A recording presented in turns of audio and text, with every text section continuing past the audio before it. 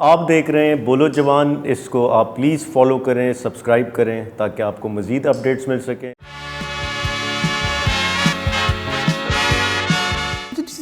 اب ہم بات کرتے ہیں جو ایلوکیشن آف لینڈ جو ہوئی ہیں اسلام آباد میں, جس طرح قائد اعظم یونیورسٹی کی ہوئی, باقی فیڈرل انسٹیٹیوشنس کو ہوئی, یہ بہت پہلے کی ہوئی ہیں, ٹھیک ہے.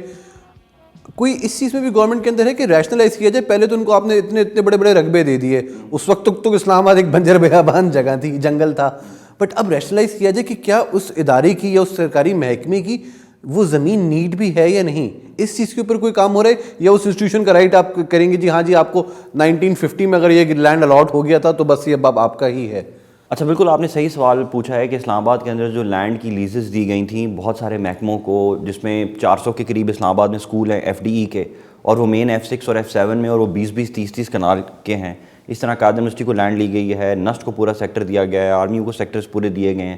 تو کیا ان کی ریشنلائزیشن ہونی چاہیے یا نہیں ہونی چاہیے؟ بالکل ہونی چاہیے, اور آلریڈی ہو بھی رہی ہے. جیسے اب قائد اعظم یونیورسٹی کو جو پورا لینڈ دیا گیا تھا, اب وہ پوری قائد اعظم یونیورسٹی اس پہ کام نہیں کر رہی. اس کے اوپر آپ کو پتہ ہے کہ ISCO والوں کو فیڈر کی جگہ بھی دے دی گئی. اس کے بعد پھر پائڈ جو ہے, جو کہ ایک سیپریٹ ادارہ ہے جو قائد اعظم یونیورسٹی سے, وہ ڈائریکٹلی اس کا تعلق نہیں ہے, اس کو بھی وہاں پہ لیز دی گئی. ابھی قائد اعظم یونیورسٹی کے اوپر ایک نئی فیکلٹیز بھی بنائی جا رہی ہیں جو کہ اس لینڈ کو پھر آکیوپائی کریں گی. اور اگر وہ کچھ اس طرح کے ادارے جیسے ہمارے پاس نیشنل ایگریکلچر ریسرچ کاؤنسل ہے, ان کے پاس بھی 700-800 کنال ہے بالکل چک شہزاد میں, تو آج سے 5-6 سال پہلے ان کو بھی ریشنلائز کیا گیا کہ ضرورت ہے, کیونکہ کئی جگہ آپ دیکھتے ہیں کچھ اداروں کے پاس بیچ بہا زمین ہے, اور ایک وقت تھا کہ اسلام آباد میں ٹریفک پولیس کا جو آفس تھا وہ ایفیڈ میں گھر کے اندر بنا ہوا تھا, اور آپ کا ٹریفک پولیس کو وہ گرین بیلٹ پہ وہ تھے. تو اس کے اوپر بھی مطلب جن اداروں کو حقیقی طور پہ ضرورت ہے پھر ان کو بھی اس لینڈ میں ایڈجسٹ کیا جائے گا. ان کی ریشنلائزیشن چلتی ہے, وہ اسی طرح چلتی ہے کہ آفٹر ایوری 33 ایئرس CDA کے پاس جو لیز جن کو دی گئی ہے وہ آتے ہیں, اپنے آپ کو ثابت کرتے ہیں کہ ان کی لیز ایکسٹینڈ ہونی چاہیے یا نہیں ہونی چاہیے. کئی ایسے کیسز ہیں جن میں لیزیں ایکسٹینڈ نہیں ہوئی اور پھر وہ کسی اور جگہ کو الاٹ کر دی گئیں, اور کئی ایسے کیسز ہیں جس سے پھر اس پہ گورنمنٹ ڈیسائیڈ کرتی ہے کہ نہیں یار ان کو جینوئنلی ضرورت ہے. جیسے میں آپ کو بتا رہا ہوں کہ ایگریکلچر ریسرچ کاؤنسل ہے, اس کے اوپر CDA کا پوائنٹ آف ویو یہ تھا کہ ان کو ضرورت نہیں ہے, یہ اب بالکل یہ زمین ہم ریکور کریں اور اس پہ کوئی اور کام کریں. لیکن the government at that time انہوں نے NARC کو بلایا, ان کی سمری منسٹری آف فوڈ کو بلایا, انہوں نے ایگزامن کیا, انہوں نے کہا کہ نہیں یار یہ ایگریکلچر کے لیے ہمیں اتنا لینڈ ان کو دینا چاہیے. تو وہ ہر 33 ایئرس کے بعد ہوتا رہتا ہے.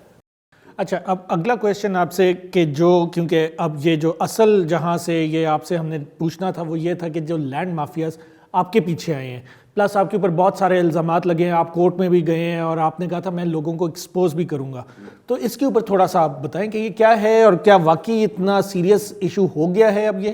اچھا, پہلے تو ہم ڈیفائن کرتے ہیں کہ یہ لینڈ مافیا سے مطلب کیا ہے. ابھی تو پاکستان میں ہر چیز کو بندہ کہتا ہے یہ لفافہ مافیا.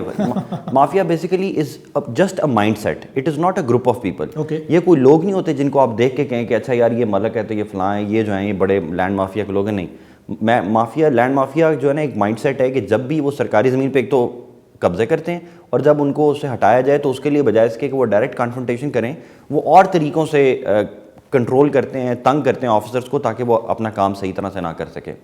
اچھا, اب جب انہوں نے دیکھا کہ یار یہ تو قبضے خالی بھی ہو گئے ہیں, سب سے پہلے تو یہ ہوتا ہے کہ لڑائی ہوتی ہے ڈائریکٹ, وہ بھی الحمدللہ نہیں ہوئی. اسلام آباد کے اندر ہم نے کوئی بندہ نہیں مرنے دیا, کوئی بجلی کا کھمبا نہیں گرا, کوئی آگ نہیں لگی, کوئی روڈیں بلاک نہیں ہوئی. اتنا بڑا آپریشن ہو گیا, اور آپ نے بھی دیکھا کہ کھنڈر کے کھنڈر ہم نے کھڑے کیے اور پھر اب ان کے ملبہ شلبہ ہم اٹھا رہے ہیں. تو پہلے تو یہ نہیں ہوا, پھر انہوں نے ہمارے پہ پرچے کرانا شروع کیے. لیکن فارچونیٹلی جو سیشنز کورٹ ہے وہ ہمارے ساتھ کھڑی ہوئی اور انہوں نے کہا کہ نہیں یہ پرچے نہیں ہو سکتے, یہ اسٹیٹ فنکشنریز ہیں, اپنا کام کر رہے ہیں, اگر آپ کو کوئی کام ہے تو اپنا کلیم اپروپریٹ فورم پہ ڈالیں. پھر وہ ہائی کورٹ میں ہمارے خلاف رٹس میں گئے, وہ رٹس میں ہم نے ان کو فائٹ کیا اور ہائی کورٹ نے ہماری فیور میں ڈیسائیڈ کیا. پھر وہ سپریم کورٹ گئے اور سپریم کورٹ میں ابھی بھی وہ کیسز چل رہے ہیں. تو جب یہ دوسرا طریقہ پینترا بھی کامیاب نہیں ہوا, پھر وہ دیکھتے ہیں کہ یار کیا کریں. پھر وہ آفیسرز کے خلاف درخواستیں لکھنا شروع کرتے ہیں. وہ درخواست کس کو لکھی جاتی ہے؟ پہلے صدر پاکستان, اس کے نیچے وزیر اعظم پاکستان, اس کے نیچے چیئرمین نیب, اس کے نیچے چیف آف آرمی اسٹاف, اور ان سب کو ایسی ہوش ربا قسم کے الزامات کے ساتھ بھیجی جاتی ہے. اور پھر وہ جب سب کے پاس وہ شکایتیں آتی ہیں وہ ہمیں بھیجتے ہیں. اس سے ظاہری بات ہے ہم پریشان بھی ہوتے ہیں کہ یار یہ کیا جھوٹی کہانی لکھی ہے, اور پھر اس کا جواب بھی دینا پڑتا ہے. لیکن اب this is part of our job.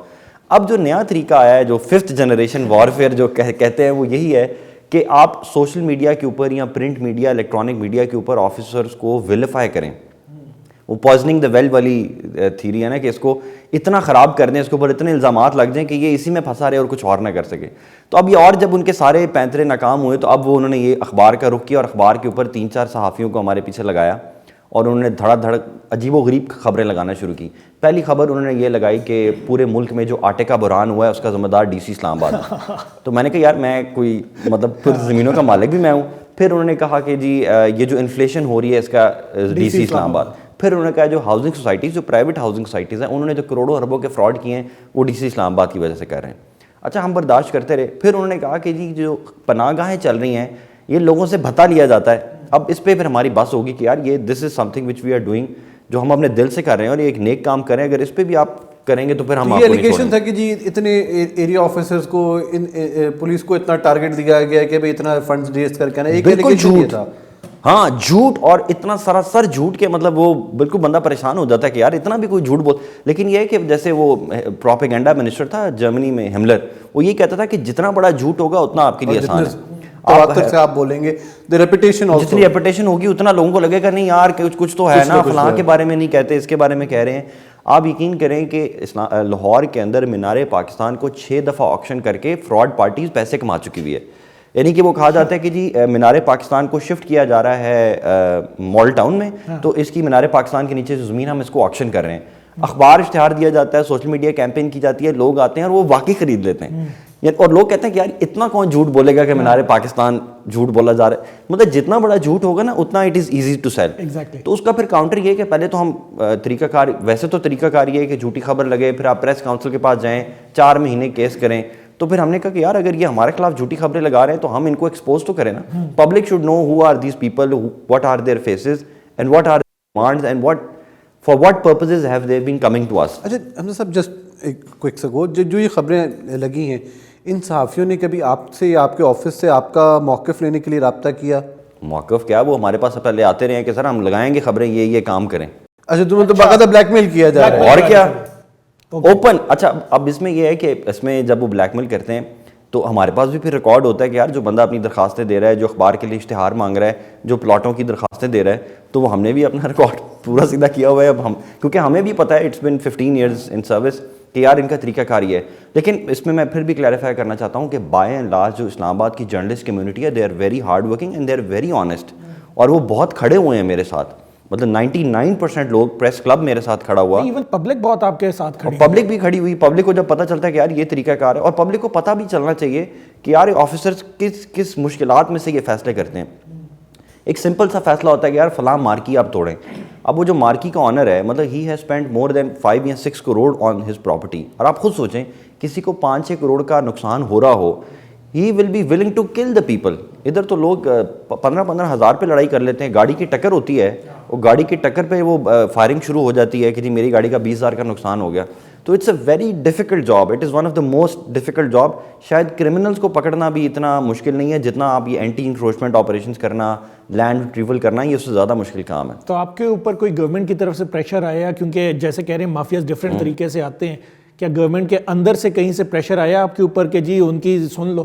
نہیں, گورنمنٹ نے تو آن دی ادر ہینڈ جب یہ خبریں لگیں تو گورنمنٹ نے, منسٹری آف انٹیریئر نے باقاعدہ پریس ریلیز دی کہ یہ جھوٹی خبریں ہیں, اور پھر مجھے ڈائریکشنز آئیں کہ آپ register an FIR against these people and go to court. مجھے سپورٹ کیا گیا ہے, فار وچ اس لیے میں اتنا کھلو کے اتنا بول رہا ہوں, ورنہ تو میں بیٹھا ہوتا. بالکل صحیح, اور یہ پتہ لگنا چاہیے سب کو کہ یہ ایکچوئل کہ گورنمنٹ بھی سپورٹ کر رہی ہے, صرف یہ نہیں ہے. کیونکہ جس طریقے سے آج کل خان صاحب مافیاز کے اگینسٹ بات کر رہے ہیں, تو کیا واقعی ہی آن پریکٹیکل گراؤنڈز بھی وہ ایسے ہی ہو رہا ہے؟ ویسے تو ایسے ہوتا تھا کہ 2 خبریں لگتی تھی اور آفیسر ٹرانسفر ہو جاتا تھا. گورنمنٹ سٹینڈ نہیں کرتی کہ یار خبریں لگ رہی ہیں نکالو یار کوئی نیا بندہ لے آؤ. نہیں, تو اس گورنمنٹ نے میرے خلاف تو 2 مہینے سے کیمپین ہوئی ہے, اور بڑی میسو ویلیفیکیشن کی کیمپین ہوئی ہے. اس کے باوجود گورنمنٹ میرے ساتھ آپ نے یعنی اب FIR بھی کر دی اور کورٹ میں چلے بھی گئے؟ جی ہم کورٹ میں. تو اب اس کا کیا کیس آگے چل رہا ہے, یا اب یہ ڈیفیمیشن کا سوٹ ہوتا ہے وہ چلے گا, اور پھر اس میں دیکھیں. اور یہ کیا کسی ایک اس کے آپ نے خلاف کیا, یا یہ سارے جو تھے؟ نہیں, 4-5 کیس ایک ہی ہوتا ہے, اس کے اندر پھر فردر کلیمز ڈالے جاتے ہیں کہ کوئی اور بندہ جھوٹ بولتا ہے. ٹھیک ہے. لیکن کئی دفعہ یہ بھی ہوا کہ جب خبر پھیل جاتی ہے تو لوگ, کئی اخباروں نے غلط لگا دی, پھر جب میں نے ان کو بتایا کہ یار یہ آپ نے غلط لگائی تو انہوں نے اگلے دن تردید بھی کر دی. جیسے نیا دور والے تھے, انہوں نے خبر لگائی, پھر جب میں نے ان سے بات کی تو انہوں نے کہا کہ سر ہمیں تو یہی پتہ چلا تھا اگر یہ آپ کہہ رہے ہیں, تو انہوں نے ہمارا ورژن لے کے خبر کی تصحیح بھی کی. تو there are good people around, اور یہ کوئی ایگو کا مسئلہ نہیں, یہ بھی اب پارٹ آف روٹین ہے. پبلک کو یہ سمجھنا چاہیے کہ یار اس طرح کی آفیسرز کے اوپر جان بوجھ کے الزامات لگائے جاتے ہیں, اور میں سوچتا ہوں یار ہمارے پہ لگائے تھے, پولیٹیشنز تو اس سے بھی مشکل پوزیشن میں ہوتے ہیں.